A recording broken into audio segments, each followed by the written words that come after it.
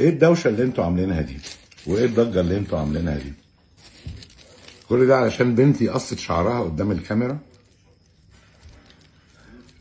ايه الغلط اللي هي عملته؟ يعني تصرف عادي جدا مفيهوش اي حاجه. اوعوا تفتكروا ان انا ممكن اجي على بنتي علشان خاطر اكسب رضاكم. دي بنتي اللي ماليش غيرها واللي بحبها.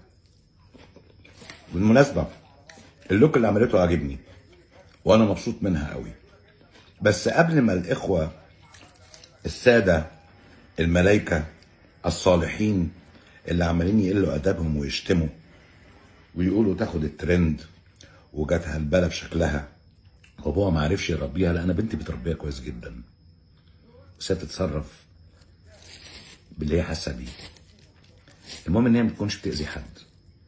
قبل ما تتكلموا بصوا على نفسكم، اتفرجوا على عيلتكم، على اولادكم، على اخواتكم، على الناس اللي حواليكم، قبل ما تبقوا انتوا بتنتقدوا وتغلطوا وتقولوا ما تربيتش ب3 تعريفه تربيه او بربع جنيه تربيه.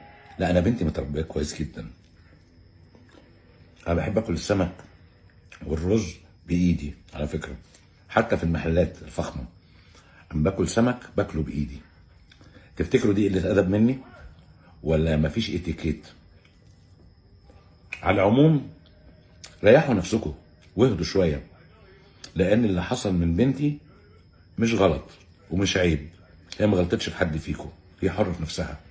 وبعدين بنتي عندها 36 سنه وام وعندها بنوته ومسؤوله عن نفسها، فانا اب مسؤول ان انا احميها، انما هي حره في تصرفاتها.